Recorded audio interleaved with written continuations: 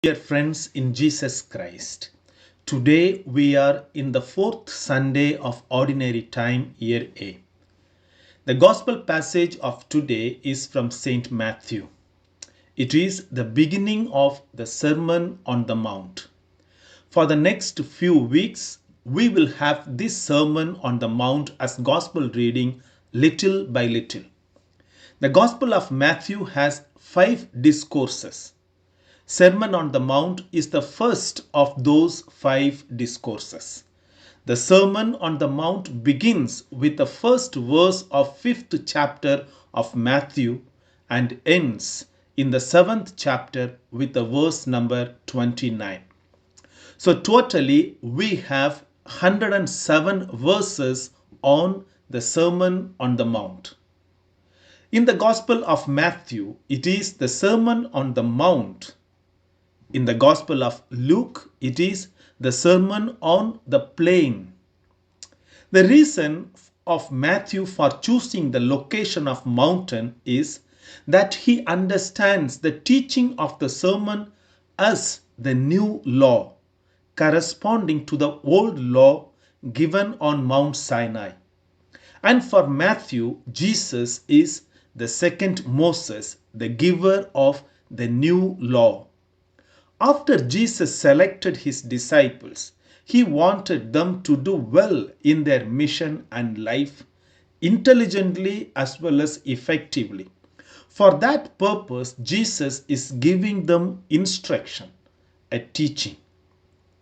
For this reason, this Sermon on the Mount is also known as the ordination address to the 12. Just as a young minister has his task set out before him when he is called to his first charge, so the 12 received from Jesus their ordination address before they went out to their task. For the same reason, we come across scholars given other titles to this Sermon on the Mount. It has been called as the Compendium of Christ's Doctrine, the Manifesto of the King.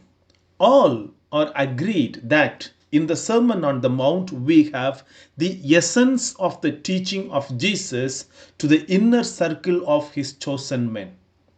The whole Sermon on the Mount is not a single preaching of Jesus given on a single day. William Barclay gives 3 reasons why this Sermon on the Mount is not a single preaching given on a single day. First, anyone who heard it in its present format would be exhausted long before the end. There is far too much in it for one to hear.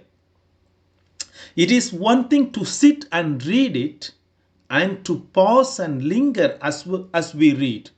It would be entirely another thing to listen to it for the first time in spoken words. It is very hard to listen to 107 verses at one stretch.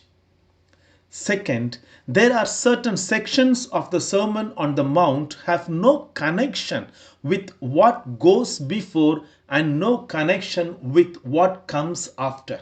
So it is very much possible that those sections were delivered on different time and at different contexts.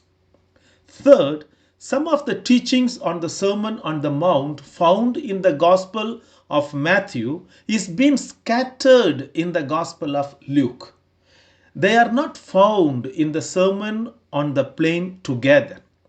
Thus, it has been concluded that Sermon on the Mount is not a single preaching of Jesus given on a single day, but it is a kind of epitome of all the sermons that Jesus ever preached. Now let us reflect on the first portion of the Sermon on the Mount, the Beatitudes. And this is the Gospel passage for us today. The 9 Beatitudes is surely one of the best loved passages in the Bible. The Beatitudes are not just the gateway to Jesus' Sermon on the Mount, but in a very real sense, form a perfect introduction to the teachings of Jesus. To understand them properly, we should realize that they are all addressed to each one of us individually.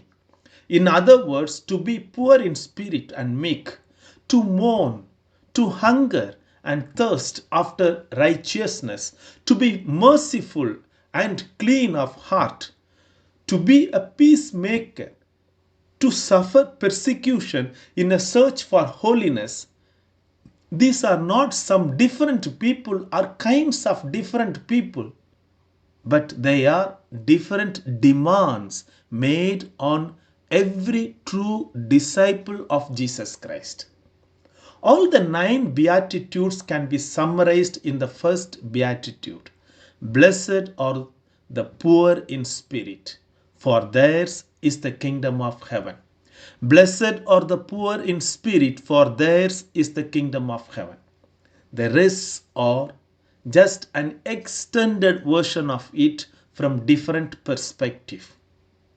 So let us concentrate on the first Beatitude.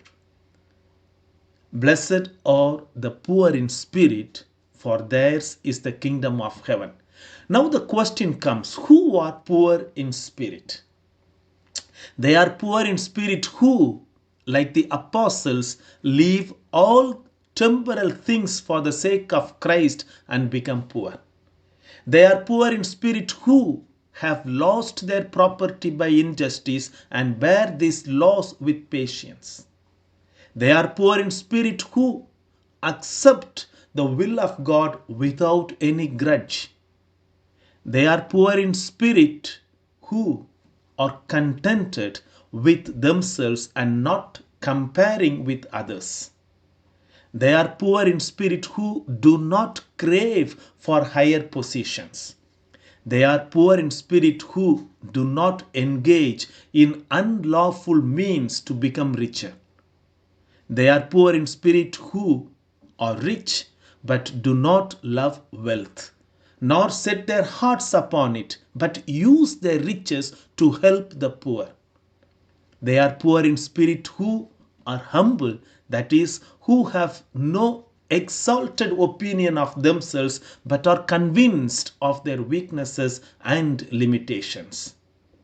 They are poor in spirit who continually implore God's grace and assistance. May God bless you all. Amen.